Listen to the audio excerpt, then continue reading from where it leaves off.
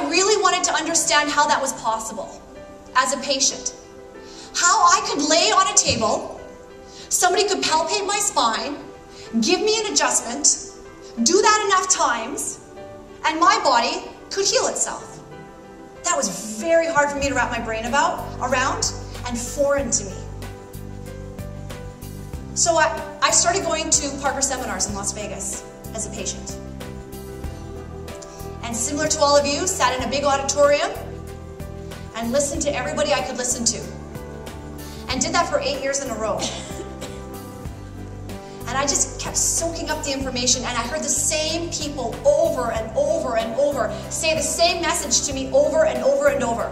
A, whatever you're experiencing is normal. In that period of time that you were getting sicker, that's normal, that's healing, that's the way that it works. B, the body is self-healing, self-regulating, self-developing. It has an intelligence about it. And if there's interference to it caused by lifestyle or other things, it will be inhibited in its ability to heal. And I just kept getting that drilled in my head over and over and over. I went to the researchers, I went to the science guys, I went to the philosophy guys. I did not one time go to a procedural teacher at all. Once I started to own the concept for myself, I started talking to other people about it. And then 5 years ago, I was in the mountains, where I was born, watching a race called the Canadian Death Race. The Canadian Death Race is 124 kilometers over 24 hours in the mountains, in the Rocky Mountains. It spans 4 peaks of mountains. You can do it solo, or you can do it in teams. The first year I watched it, I thought, who is doing this? The second year I went back and I started watching who is actually doing this. The majority of the people running the race were women over the age of 40. I was in my 20s. I thought to myself, how is that possible that they could do that and I can't? This was a little girl who vowed she would never run again because she could not run 800 meters around the track. The third year I went back, I made a commitment that I was going to run the Canadian Death Race. I started taking a Learn to Run class where they taught us to run 1 minute, walk 1 minute, then 2 minutes, then 3 minutes, then 4 minutes. And the idea behind that was if you could get to 10 minutes, you could run any distance you wanted in the world. And I thought, oh yeah, sure. But guess what? They were right. Because 10 months later, I ran the Canadian Death Race. This picture is the beginning of the death race, which is why I'm still looking fabulous. I did not look like this at the end of the death race, and there are no pictures.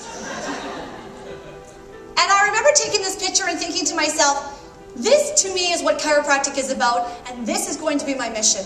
Chiropractic is about opportunity for patients. We are offering them an opportunity that they don't even know exists yet. Chiropractic is not about back and neck pain. I did not one day in my life have back or neck pain to speak of. At all. So I want to preface where I come from when I teach, because I understand that not everybody comes from the place where I've come from, where I never really knew chiropractic to be about pain. At all. I didn't even really know it to be about any kind of end organ failure like I had. I only ever really learned it to be about function. That if we improve the function of the nervous system, our ability to interpret the environment, we will express innate intelligence at a high level through matter, which is this human body. That's what I learned chiropractic to be 12 years ago. And since then, have been able to not only go into my own practice, my husband is a chiropractor who was that chiropractor that I met 12 years ago, who I called a fake doctor. He stuck around. My husband's a chiropractor, and we have a practice in Edmonton. We've had 2 practices. And we realized 2 things in practice. A, we have to get to the staff. We must get to the chiropractic assistants. How many CAs are in this room right now? Yeah, lots of you. We do not use your skills enough in chiropractic, CAs. The docs cannot do this on their own. I have realized that in practice. They can try, and our docs tried for 5 years to do it on their own and got very frustrated trying to do everything and be everything in a practice.